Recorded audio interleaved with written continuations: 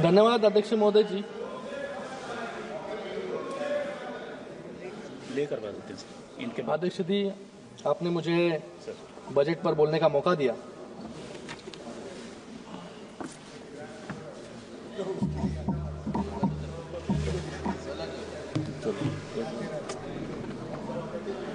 सभापति महोदय, बहुत बहुत धन्यवाद आपका। और मैं सबसे पहले, अखिलेश जी बैठिए, जरा बैठिए। मैं सबसे पहले अखिलेश जी ने जो बातें कुंभ पर बोली कि 144 साल बाद ये महाकुंभ आया है, ये झूठ है। आपने कहा आपने ये कहा। देखो, मैं तो पंडित नहीं हूं, बहुत मैं युवा हूं, और मेरे जैसे अनेक युवा इस महाकुंभ में स्नान करने जा रहे हैं। इनकी स्पीच के बाद एक आस्था का विषय है, श्रद्धा का विषय है। इसलिए आज तक मुझे लगता है कि 25-30 करोड़ लोग 40 करोड़ लोग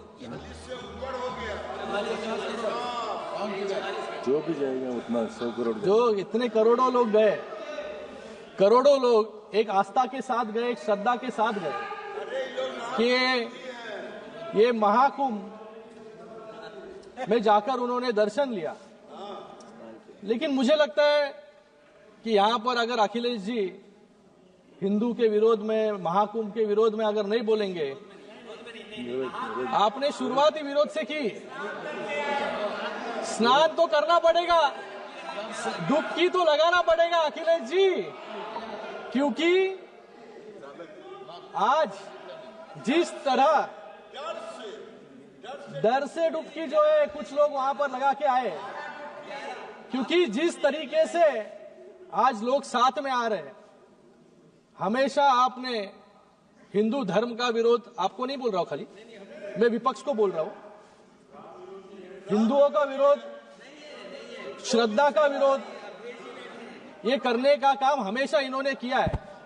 लेकिन आज देश की जनता एकत्रित आ रही है मोदी जी के नेतृत्व में, इसलिए तीसरी बार मोदी जी के नेतृत्व में पूरी मेजॉरिटी के साथ ये सरकार स्थापन है।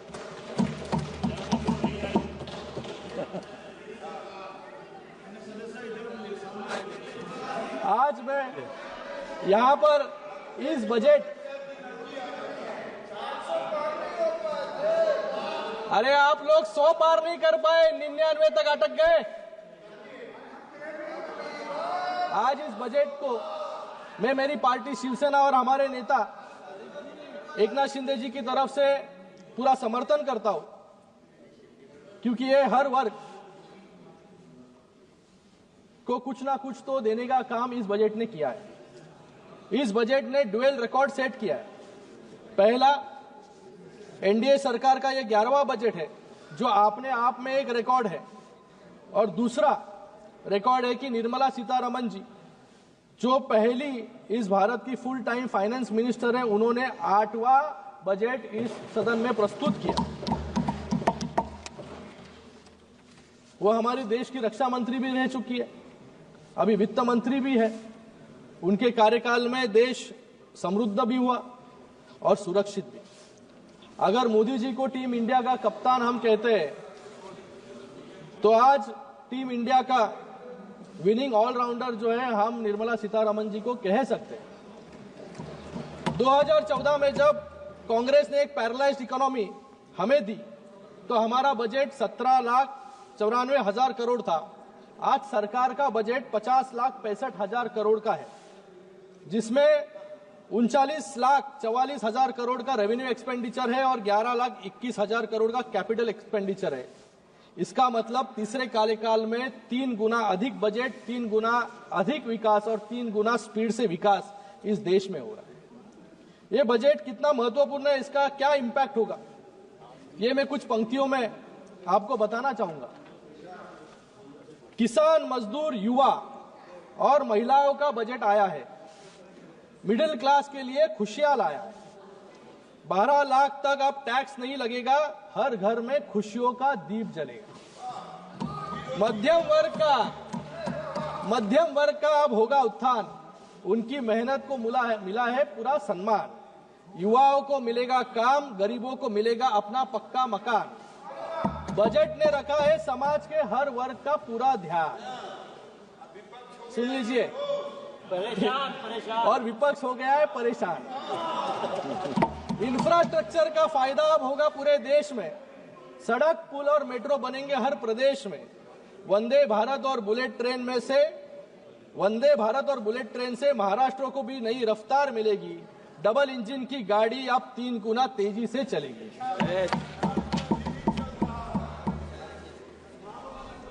मैं 2020 का वो समय याद करता हूं कि जब वित्त मंत्री जी मुंबई में एक फंक्शन में आई थी, तब के महाराष्ट्र के मुख्यमंत्री कहते थे कि मुझे बजट कुछ समझता नहीं है, फिस्कल डेफिसिट कुछ समझता नहीं है। मैं मेरे बजट का जो भी दूसरे दिन कहना हो तो पहले ही दिन, उसके पहले दिन एक टिप्पणी बना के रख देता हूं बजट आने के पहले। वैसे ही हालत मुझे लगता है कि इस बार विपक्ष की हुई थी। पुराने डायलॉग्स जो है विपक्ष ने रटे हुए थे, प्रैक्टिस किए थे, लेकिन बजट आने के बाद पूरी तरीके से चेकमेट करने का काम निर्मला सीतारमण जी ने विपक्ष को किया। इसलिए जब हम बाहर गए, मकर द्वार पर गए, तो मकर द्वार पर विपक्ष का एक भी सांसद जो है वहां पर बाइट देते हुए दिखा नहीं, क्योंकि अभी क्या कहेंगे, क्योंकि बजट में इतना कुछ दे चुका है, तो आज विपक्ष जाकर क्या आलोचना करेंगे। ये सही परिस्थिति बता रहा हूं मैं।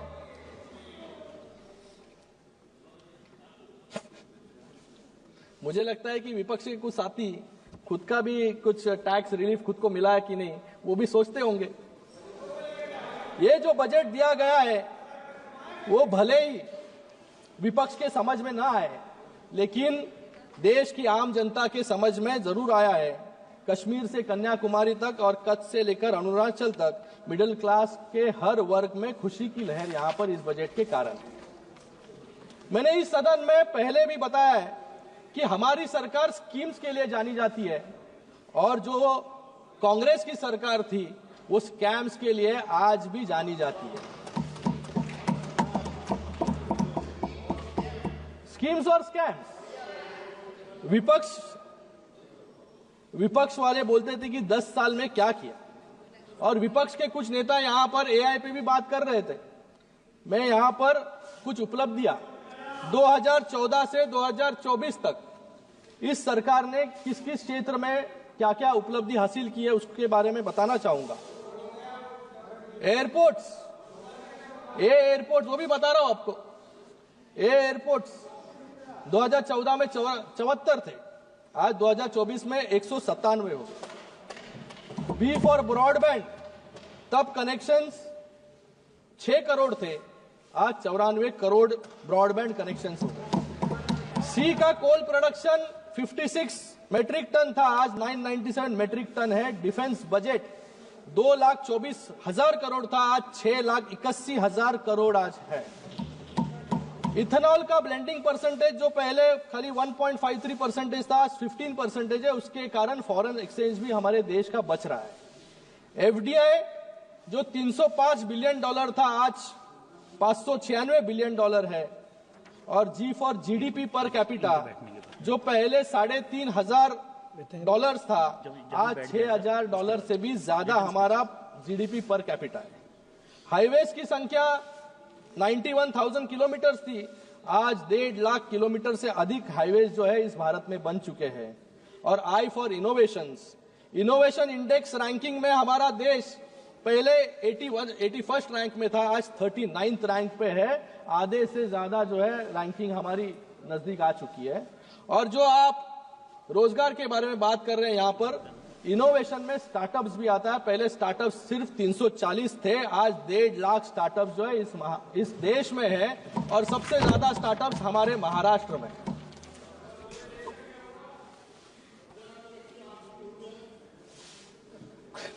महाराष्ट्र इतना बड़ा राष्ट्र है।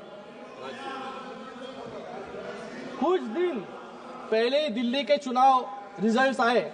मैं एनडीए को यहां पर बधाई देता हूं एक ऐतिहासिक जीत के लिए। और विपक्ष को भी बधाई देता हूं ऐतिहासिक हार के लिए। विपक्ष के लोग कहते थे कि एनडीए इस जन्म में राम मंदिर नहीं बना पाएगी, 370 कलम नहीं हटा पाएगी, और कुछ लोग कह रहे थे कि इस जन्म में मोदी जी तो आम आदमी पार्टी को कभी हरा नहीं पाएंगे। इस 10 साल में राम मंदिर भी बन गया, 370 भी हट गया, और इस दिल्ली में सरकार भी बन गई, और आप इस जन्म में ही यूनिफॉर्म सिविल कोड भी इस देश में आएगा। जो व्यक्ति अपने आप को पीएम इन वेटिंग समझते थे, नई दिल्ली की जनता ने उनका टिकट ही काट दिया, क्योंकि इस नई दिल्ली में इतने साल तक एक परिवार रहा। अपने घर में खाता खोलने के लिए उनको इतने सालों तक परिश्रम, वेटिंग, और आने वाले समय में और वेटिंग करना पड़ेगा। कुछ लोग ईवीएम पर सवाल उठा रहे हैं यहां पर कि फर्जी वोटर जोड़ दिए गए। मैं उनको बताना चाहूंगा, we gave people economic growth and people blessed us with electoral growth. इसलिए इतना पूर्ण बहुमत आज इस भारत में भी और महाराष्ट्र में भी हमें मिला, और आज दिल्ली में भी।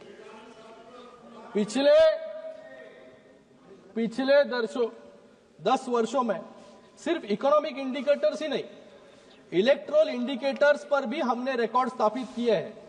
2014 में एनडीए की सरकार सिर्फ 7 राज्यों में थी और कांग्रेस की सरकार 13 राज्यों में थी, लेकिन 2025 में आज एनडीए की सरकार 21 राज्यों में है और कांग्रेस की सरकार सिर्फ 4 राज्यों में बची है। आज बेईमानी तो आप लोगों ने लोकसभा के टाइम की। लोकसभा के टाइम आपने लोगों को फंसाने का काम किया, लोगों को आपने गुमराह किया, इसलिए कुछ वोट्स आप लोगों को मिले, लेकिन लोगों को जो है हमेशा आप गुमराह नहीं कर पाए। उसका नतीजा दिल्ली इलेक्शन हो, महाराष्ट्र इलेक्शन हो, आपको दिखाई दिया। माननीय और आने वाले सदस्य समय में शिंदे जी, आप इधर देख के उधर बोलिए, इधर देख के बोलिए, आज इधर देख के बोलिए, किसी को भी बोलिए आप। सुनिए, बैठ जाइए। यादव जी, बैठ जाइए। बैठिए। यादव जी, अखिलेश जी बिठाइए उनको, अखिलेश बिठाइए। धन्यवाद। अवधेश जी, अवधेश जी आराम से बैठिए, आराम से बैठिए। आज अरे सुनिए यार, आज इंडी गठबंधन, हमने आपका सुना है, हमारा भी सुनिए। हम लोग ने देखो अखिलेश जी का पूरी चुपचाप बैठ के ध्यान से सुना। आप भी हमारा ध्यान से सुनिए। आप ध्यान लगा दीजिए।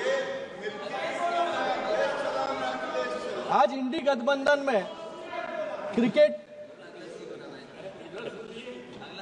आज इंडी गठबंधन एक क्रिकेट टीम की तरह है, जिसमें कांग्रेस नाम का एक बैट्समैन है जो हर एक को रन आउट करने के पीछे लगा है, जो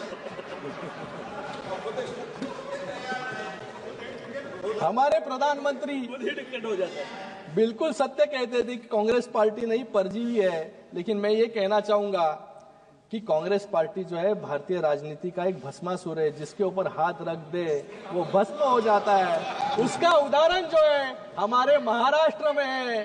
महाराष्ट्र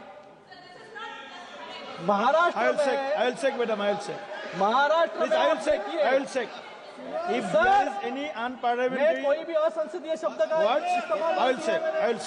भस्मासुर हमारे देश के इतिहास और यही भस्मासुर खुद के सर पर भी आने वाले समय में हाथ रखने वाला है। हमारे महाराष्ट्र में आप उदाहरण देखिए, यूबीटी की मशाल को बुझा दिया।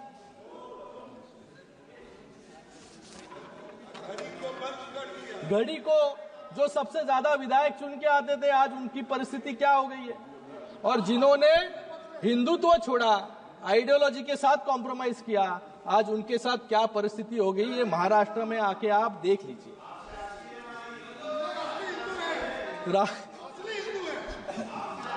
राहुल जी इस सदन में एक चाइना के प्रवक्ता की तरह, आज राहुल जी इस सदन में चाइना के प्रवक्ता की तरह लग रहे थे। उनकी अर्थव्यवस्था की उपलब्धियां बता रहे थे और मेक इन इंडिया को फेलियर बता रहे थे। जब आप, अरे सुनो, जब आप मेक इन इंडिया को गाली देते हो तो सिर्फ इस सरकार को नहीं, वो हर मजदूर को गाली देते हैं, वो हर इंजीनियर को गाली देते हैं, हर साइंटिस्ट को, हर डॉक्टर्स को, जो इस मेक इन इंडिया में आज जो मेक इन इंडिया सफल हुआ है इनके प्रयासों के वजह से सफल हुआ है। लेकिन जब उनके सामने भारत की उपलब्धियां राष्ट्रपति जी के एड्रेस के माध्यम से बताई जा रही थी तो वो कह रहे थे कि ये बोरिंग है। मुझे लगता है कि इससे ज्यादा अपमानजनक बात कोई नहीं होगी। उनको देश की माफी भी मांगनी होगी। मैं उनको, विपक्ष को कहना चाहूंगा, in Congress years, sir, in Congress years India was known as the third world country. Today it's soon becoming the third largest economy in the world. ये फर्क है हमारे शासन में और कांग्रेस के शासन में। जो लोग फेलियर की बात करते हैं, अब मैं उनके एक्सेप्शनल इकोनॉमिक परफॉर्मेंस, जहां जहां इनकी राज्य में सत्ता सरकारें बची है वहां पर इस कैसे परफॉर्म ये कर रहे हैं उसके बारे में कुछ बताना चाहूंगा। कर्नाटक में सरकार ने 5 गारंटी दिखाकर वोट लिए, लेकिन आज कर्नाटक को 48,000 करोड़ का उधार जो है लेना पड़ रहा है। दूसरा हिमाचल प्रदेश है। हिमाचल प्रदेश में 18 नवंबर 2024 को हिमाचल भवन की जब्ती के आदेश हाईकोर्ट ने दिए, क्योंकि कांग्रेस सरकार 150 करोड़ के हाइड्रो पावर परियोजना का भुगतान नहीं कर पाई। हिमाचल में कांग्रेस सरकार का हाल एक फ्यूजिटिव इकोनॉमिक ऑफेंडर वाला हो गया है, जिसकी प्रॉपर्टी अटैच करने की जरूरत पड़ गई है। और उधर हिमाचल सरकार में समोसा स्कैम पर सीआईडी इंक्वायरी चल रही है। समोसा स्कैम। तेलंगाना में भी 10 महीनों में इन्होंने 50,000 करोड़ का कर्ज लिया है।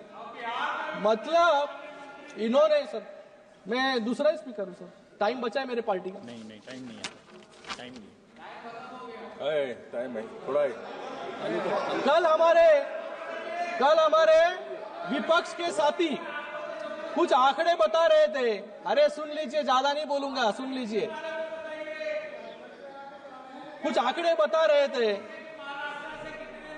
और बता रही थी कि सर, बैठिए दादा, नहीं नॉन स्टॉप कमेंट्री कर रहे हैं सर सब लोग। डोंट डिस्टर्ब, प्लीज बैठिए, please non stop disturb, commentary कर रहे हैं। No please. हजम नहीं हो रहा है सर, सच्चाई। कल हमारे विपक्ष की एक साथी कुछ आंकड़े दे रही थी, कुछ बता रही थी कि आज हम सब जो यहाँ बैठे हैं हर पर एक कर्ज है, लेकिन वो नहीं बताया उन्होंने कि ये कर्ज क्यों है, कैसे हुआ। क्योंकि जब इनकी सरकार थी तो जनता को इन्होंने बैंक समझ लिया था और उस बैंक को 10 साल तक इन्होंने लूटने का काम किया। 1971 में आपने बैंक को नेशनलाइज किया, लेकिन 2014 आते आते बैंकों की हालत ऐसी कर दी कि यूपीए कम और एनपीए ज्यादा सुनाई दे रहा था। और हमने 10 साल में इन सभी बैंकों को एनपीए से बाहर निकालकर आज संरक्षित करने का काम किया। और इन्हीं बैंकों के माध्यम से आज पूरे देश में जो जो लोगों को सुविधा मिल रही है वो इन बैंकों के माध्यम से मिल रही है। Please conclude. Income tax amendment sir, sir अभी सर 1 मिनट प्लीज, 1 मिनट में 1 मिनट में 5 minute sir, 5 No, minute, no, give me 5 minute sir. No, you have time income already tax over. Act amendment भी हमने लाया है।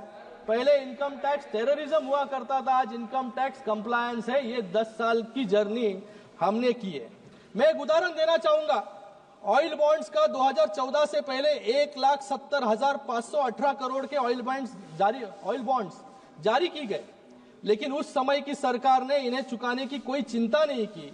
2014-2022 के बीच उसी oil bond के लिए 42,223 करोड़ प्रिंसिपल अमाउंट चुकाने के लिए हमें इंटरेस्ट के रूप में 80,000 करोड़ सरकार को देने पड़े। 2022 से 2026 के बीच 92,000 करोड़ और 22,000 करोड़ ब्याज के रूप में चुकाने पड़े। यानी कांग्रेस सरकार की दरियादिली का बिल आज आम आदमी यहां पर चुका रहा। कांग्रेस ने इस देश के आम आदमी को, इस देश के किसान को कर्जदार बनाया और फिर बोलते हैं कि किसानों का कर्ज माफ करेंगे। मुझे लगता है कि किसानों की कर्ज माफी में भी इन्होंने घोटाला किया, क्योंकि कैग का एक रिपोर्ट था, इस सदन में रखा गया था कि in several cases ineligible farmers were given benefit while deserving ones were left out. और जब मतलब जिसको कर्ज देना था, जिसको कर्ज देना था उसको कर्ज नहीं दिया। और जब अनुराग जी इनको स्कैमस्टर्स कहते हैं तो इनको दुख होता है। इन्होंने नैरो यूरिया और कॉटन बैग की बात यहां पर कल की। ये वो लोग हैं जिन्होंने कोरोना जैसी आपदा में भ्रष्टाचार का अवसर छोड़ा नहीं। इन्होंने बॉडी बैग, जो बॉडी बैग 600 रुपया में मिल रहा था, उसको 6,000 रुपया में खरीदने का काम इन्होंने किया। खिचड़ी में घोटाला करने का काम इन्होंने किया। CWG में रिकॉर्ड घोटाला करने का काम इन्होंने किया। और इनके खुद के मंत्री टैक्स रेवेन्यू बढ़ाने की जगह अपना रेवेन्यू बढ़ाने के लिए वसूली कर रहे थे और जेल में भी गए। इसको कोई ऑथेंटिकेशन की जरूरत नहीं है।